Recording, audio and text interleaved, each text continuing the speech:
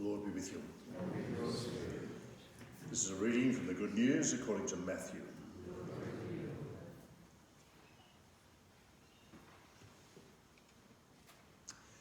This gospel is about an invitation to a wedding. The king invites people to a wedding and they're too distracted to come, I guess, is the point of the story, but let me read it to you. Once more Jesus spoke to the chief priests and the Pharisees in parables. The kingdom of heaven may be compared to a king who gave a wedding banquet for his son. He sent his slaves to call those who had been invited to the wedding banquet, but they wouldn't come. Again, he sent other slaves, saying, "Tell those who have been invited, look, I've prepared my dinner.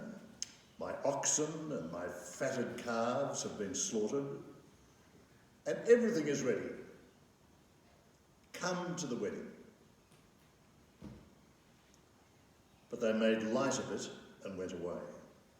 One to his farm, another to his business, while the rest seized his slaves, mistreated and killed them. The king was enraged. He sent his troops, destroyed those murderers and burnt their city. Then he said to his servants, "The wedding's ready, but those invited were not worthy. Go therefore into the main streets and invite everyone you find to the wedding banquet."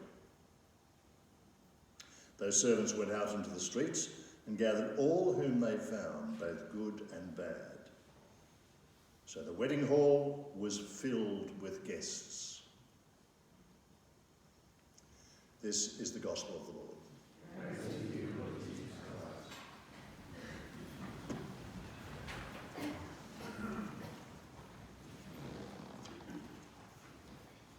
Christ. Great phrase in the gospel, isn't it? Come to the wedding. Come to the wedding. It's full of all anticipation and excitement we have about really partying and celebrating things.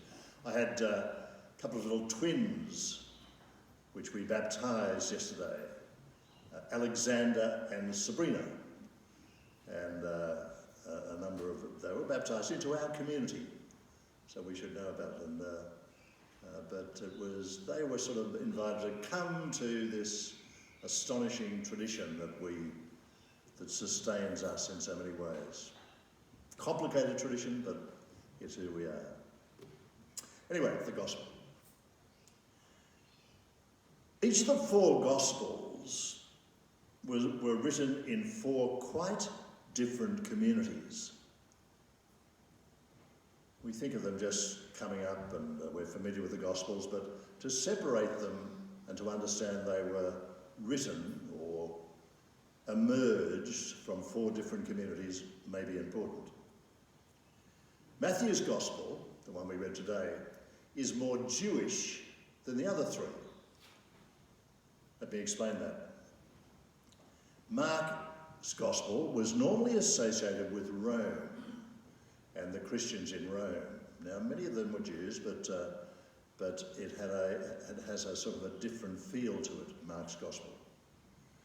Luke's gospel was written, it would seem, for a more Greek-speaking community, or at least a more mixed community, probably in Antioch. John was much later and spoke and emerged from a very different world. But today's gospel is for Matthew. So it's got this Jewish feel to it. For Matthew, Jesus was the new Moses. He was trying to say to his people who venerated Moses as their great leader that this young teacher from Nazareth was the new Moses. But if they were written in four different communities, I want you to focus today, just for a few minutes, on the fact that they are being read. These Gospels are being read in very different communities right throughout the world. Just think, this particular story, the king and the wedding, is being read right across this planet. in different communities with different needs and different situations. The question is, what does it mean to us in our little community here at Neutral Bay? How do we read this story in our community in Australia in 2020? Let me try to explain. This story is about a king who wanted to have a party for his son's wedding. It was an irresistible invitation, as I've said before. I've got a banquet all prepared of oxen and fatted cattle. They've been slaughtered, everything is ready. Come to the wedding, the king says. And everyone offers excuses. In fact, they ripped up the invitation. And in fact, they killed the person who was inviting them.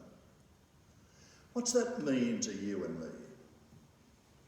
What's that mean to the lives that we're living? What's that mean to the pressures and issues of our personal and communal lives? It seems a long way away from, well, my life in a certain way, and perhaps your own. There are different interpretations for this particular gospel. The one that Matthew seems to be suggesting is that the Jews were invited to the wedding, the chosen people, the people of God, but they refused to celebrate with Jesus. So there's that sense that the wedding was being celebrated by these ragtag group who were Christians and Gentiles and people from all over the world. The guests, the Jewish people were. Now that's a good interpretation, and I think that, but it doesn't, some would say, in fact, that stories like this have a seed of anti-Semitism in them. That this is where this terrible wound, this cancer of anti-Semitism has risen from some stories like this. But that's all I want to say. Let's just put that interpretation aside. Another interpretation is that we're the guests, but we have failed in our sense of gratitude for the gifts of our faith. We've been invited to this wedding of our faith, our church, our sacramental life, but we have sort of gone to sleep at the wheel, if you like. We've read the gospel, but have grown tired of it. Well, I guess good sermons can be sort of fashioned on that interpretation as well, but I would prefer not to this morning. I have another interpretation which might seem at first glance a long way from Matthew. Personally, I'm convinced that it has a real resonance and a real connection, and it is this. The wedding is our exquisite planet, this world in which we're living. This planet throbbing with life and colour, with countless numbers of species, of vast oceans and rivers, of seas brimming with life, of a sky, a home for birds of all kinds, a life in which native animals and species are multiplied right across planet Earth. And yet we ignore it, and we're locked into our own tiny worlds and agendas. I wonder whether the wedding we have been invited to is in fact life on this precious planet Earth. And I wonder whether our problem, our response to it is that we see this earth as neutral. As, yes, it's beautiful, and it's a beautiful morning today, and we look at the harbour and it's glimmering. All of that is there for our pleasure. We can use it whichever way we like.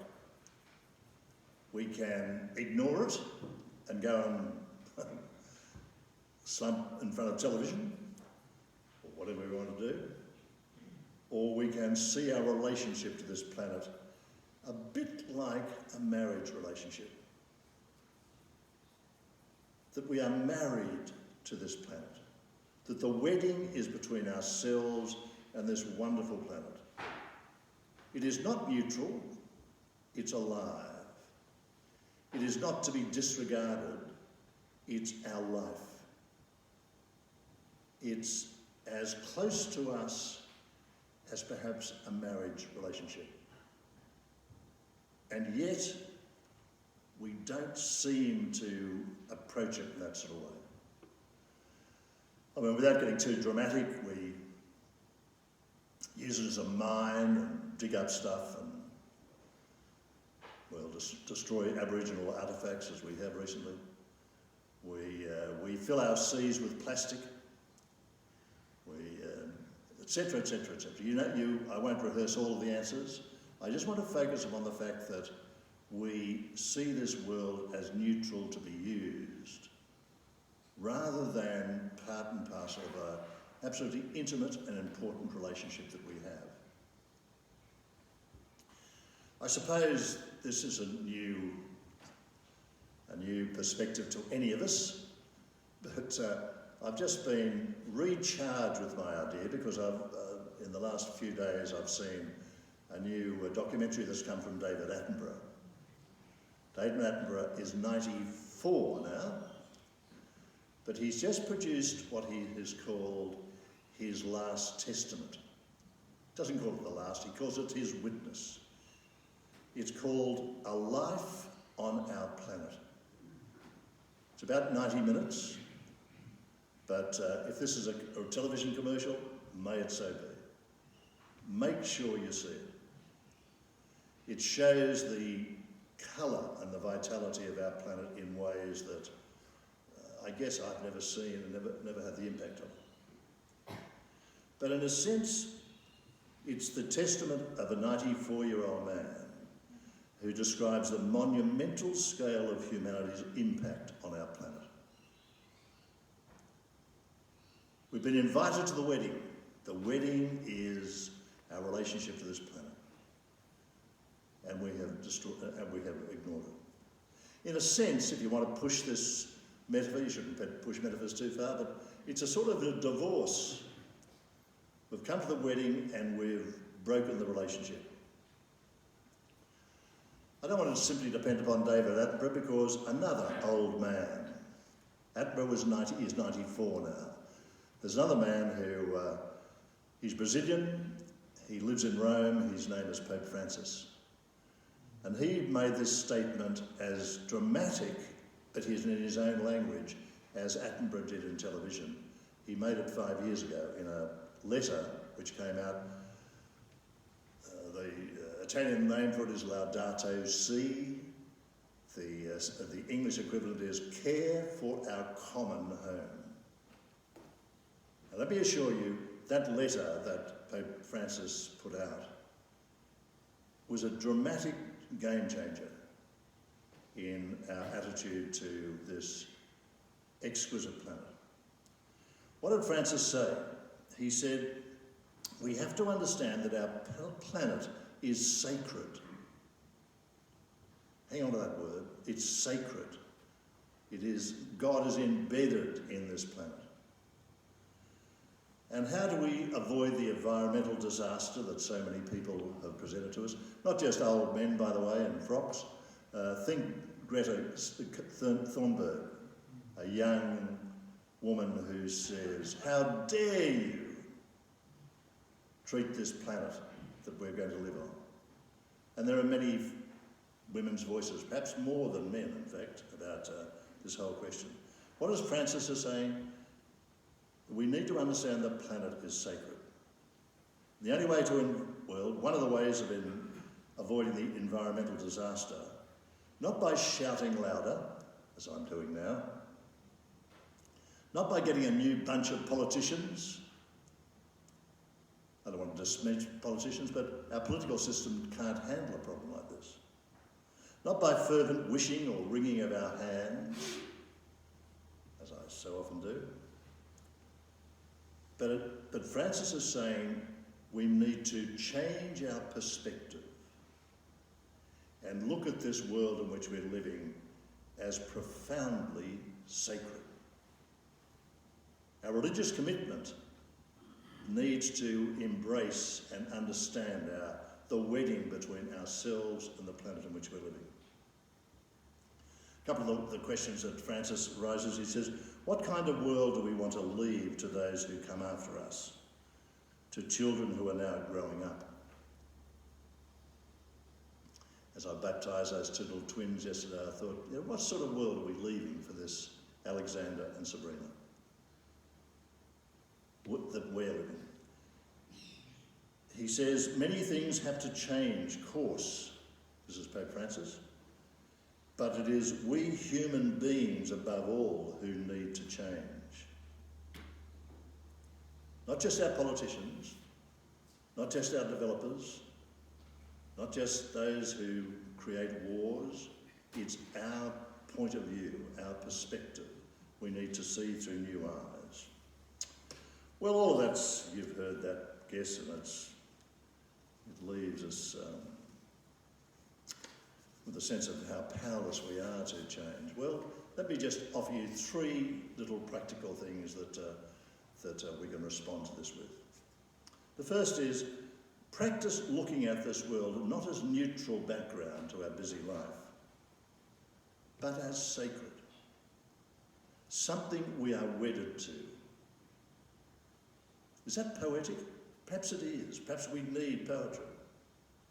Second practical suggestion. Take closer notice of the prophets of our time. There are many of them, and there are many anti-prophets. But I think that we're smart enough to know the difference. Take closer notice, listen to, read the insights of people of our time. And thirdly, as I said before, begin to look with new eyes. There's a lovely prayer that the Maasai, that African tribe, I hope I can remember it, but it says, God, give us new eyes to see our life. Give us new taste to taste things as we've never tasted before. Give us a way of living further than, wider than, in fact, we live at the moment. Let me conclude by simply,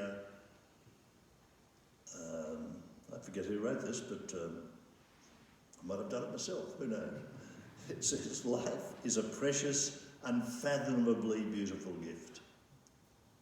Our life is a precious, unfathomably beautiful gift, filled with heartbreaking sweetness and wonderful beauty, full of bushfires. First summer bushfire yesterday. Bushfires and babies.